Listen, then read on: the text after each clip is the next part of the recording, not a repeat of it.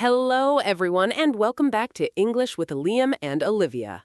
Yes, welcome. We are so genuinely happy you are here with us today. This is the podcast where English feels real, warm, and part of your actual everyday life. No pressure, no heavy lessons, just honest conversations that help you grow in a real and lasting way. So today, we are talking about one of the most versatile and most commonly used words in English. The word look, but not just look on its own. Look combined with other small words that completely change what it means. And today, we are focusing on three specific combinations: look up, look out, and look into. Now, these might sound simple, and in one sense they are simple, just the word look with a small word after it. But each one has multiple meanings, and each meaning comes up in real conversations all the time. So by the end of today, you are going to understand all three of these phrasal verbs completely in every situation where they appear. And your English is going to feel so much more natural because of it. Let us begin. Let us start with the first one. Look up. Look up is wonderful because it does something very different depending on the situation it appears in. And understanding all its faces is what makes you sound truly fluent when you use it. The first and most common meaning of look up: to search for information. When you look something up, you're searching for it in a dictionary, on the internet, in a book, in any source of information. Think about an everyday moment. You're reading something in English and you come across a word you do not know. You take out your phone and you look it up. You search for its meaning, you find it, and now you know it. Or you're planning a trip and you want to know what the weather will be like in the city you're visiting. You look it up. You check the forecast and you decide whether to pack a jacket. Very practical, very everyday. Or at work, your manager mentions a company name you've never heard of, and after the meeting, you look them up. You search online, you find their website, you read about what they do, and now you're informed. Look up for information is probably the most used meaning of this phrasal verb in modern daily life, because we search for information constantly. And the sentence structure is simple and flexible. You can say, look up something or look something up. Both are natural. Let me look that word up. I'll look it up later. Have you looked up the address? Did you look up her number? All of those are natural. All of them mean the same thing: searching for information. The second meaning of look up: when a situation starts to improve. This one is beautiful because it is more emotional, more hopeful. When things are looking up, the situation is improving. Things are getting better after a difficult period. Think about someone who has been going through a hard few months: job stress, health worries, financial pressure. And then, slowly, things start to change. The job situation improves, the health concern resolves, the pressure eases. And a friend asks how things are, and they say, honestly, things are really looking up lately. I feel much better about everything. That looking up carries real hope, real relief, the sense that the direction is changed from downward to upward. Or, in a business context, a company has had a difficult year. Sales were down, morale was low. But the new quarter brings better results. The team is energized, and the manager says in a meeting, things are really starting to look up for us. Everyone in that room feels the positive energy of that phrase, not just the information, the hope it carries. Things are looking up is one of those phrases that native speakers use naturally to signal optimism, and it lands really warmly every time. The third meaning of look up: to look up to someone. To look up to someone means to admire them and respect them, to see them as someone you aspire to be like. Think about a young person in their first job, and there's a senior colleague who is knowledgeable, kind, and excellent at their work. The young person looks up to them. They pay attention to how this person works, how they communicate, how they handle pressure. They aspire to develop the same qualities, and look up to captures that admiration perfectly. Or a child who looks up to a parent, not just love, but genuine admiration for who they are and how they live. I have always looked up to my mother. She handled everything with such grace and strength. Or in sports context, a young athlete looks up to a professional they follow. They watch interviews, they study technique. They are inspired by this person. They look up to them. Look up to is a beautiful phrase because it puts the admired person higher. In your eyes, they are up there, worthy of your gaze upward. And it's such a natural and warm way to express that kind of respect. Now, say it with us. Everyone listening, repeat these out loud. Let me look that up. Things are really looking up for me. I have always looked up to her. Say them again. Let me look that up. Things are really looking up for me. I have always looked up to her. Same two words, three completely different situations, all completely natural, all completely real. English is full of this kind of layered meaning, and now you understand another beautiful example of it. Now, let us look at the third phrasal verb, look into. Look into is one of the most useful professional phrases in English, and it's also one of the most natural and personal situations too. Look into means to investigate or research something more deeply, to examine it carefully, to find out more about it. Think about a professional context. A customer makes a complaint about a product. The customer service representative says, "I will look into this for you." That look into is a promise of investigation. I will find out what happened. I will get to the bottom of this. Or a manager hears that there's tension between two members of their team. They say, "I will look into the situation and get back to everyone." That look into signals a thoughtful and fair response, not a snap judgment, a genuine investigation. Or in a medical context, a patient mentions a symptom that the doctor wants to examine more carefully. The doctor says, "I want to look into this further. I'm going to refer you for some tests." That look into carries thoroughness, care, the desire to understand fully before acting. Look into is professional, considered, and it signals responsibility and diligence. But it also works in personal situations beautifully. You hear about a new neighborhood you might want to move to. You decide to look into it. You visit, you research, you talk to people who live there. You are looking into whether it's the right place for you, investigating, exploring, before making a decision. Or a new hobby catches your interest. You decide to look into it before committing. You watch videos, you find a beginner class, you read about what's involved. That looking into the hobby before starting is smart and natural, and now you have the phrase for it. Or in a friendship situation, your friend mentions that they're having problems with a landlord, and you say, "Let me look into what your rights are. I think there are some protections that might help you." That look into is practical care. You're going to investigate the situation to help your friend. That is a beautiful use of this phrase. Look into also implies that the investigation is ongoing, not complete yet. When you say, "I'm looking into it," you have started, but you have not finished. I'm still looking into the options available to us.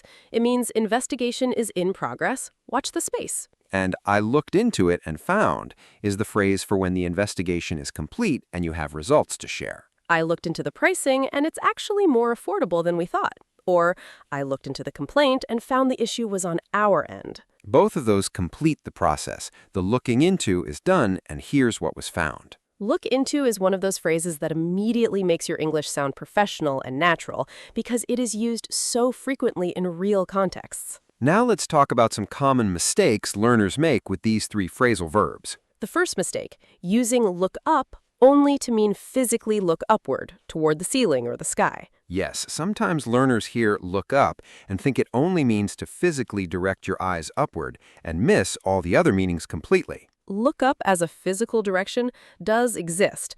Look up at the stars, look up at the board. Those are physical. But in most everyday conversations, look up means to search for information, or to improve, or to admire someone deeply. The physical meaning is far less common in daily speech. So when someone says, "I'll look it up," they almost certainly mean they're going to search for it, not stare at the ceiling.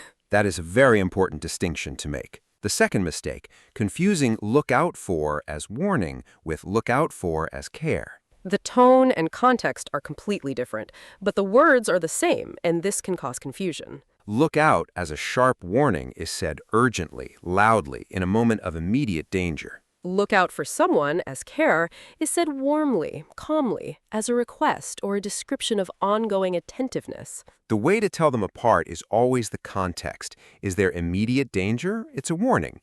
Is someone talking about ongoing attentiveness and care? It's the emotional meaning. And as a learner, reading the situation will always guide you to the right interpretation. The third mistake, confusing "look into" with "look at." These two sound similar, but they mean different things in terms of depth. Look at something is a simple observation. You glance at it, you see it, your eyes pass over it. Look into something is much deeper. It's investigation, research, careful examination. If your manager says, "Can you look at this report?" they want you to read and review it. If they say, "Can you look into this issue?" they want you to investigate, to find out what is happening, to dig deeper. Look at is the surface, look into goes underneath the surface. And using the wrong one can change what you communicate significantly, especially in professional contexts. So remember, look at for observation, look into for investigation. That difference matters. Now let's bring all three phrasal verbs into real daily life situations together. Imagine a Monday morning at work. You arrive and a colleague mentions that there's a new software tool the team might be using. You've never heard of it, so you say, "I'll look it up later and get back to you." Look up for information. Natural, efficient. You'll search for it and find out what it is. Later in the morning, your manager mentions that a client has made a complaint about a recent delivery. You say, I will look into it this afternoon and let you know what I find out. Look into for investigation. Professional, responsible. You're committed to finding answers. At lunch, you chat with a new colleague who just joined the team. She's finding the first week a little overwhelming.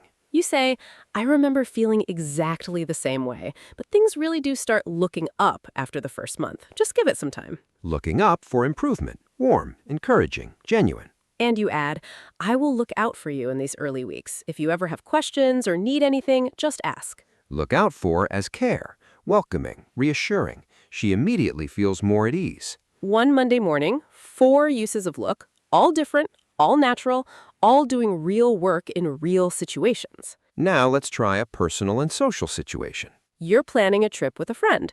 You're trying to decide between 2 different cities to visit. Your friend says, I'm not sure which one would be better for us.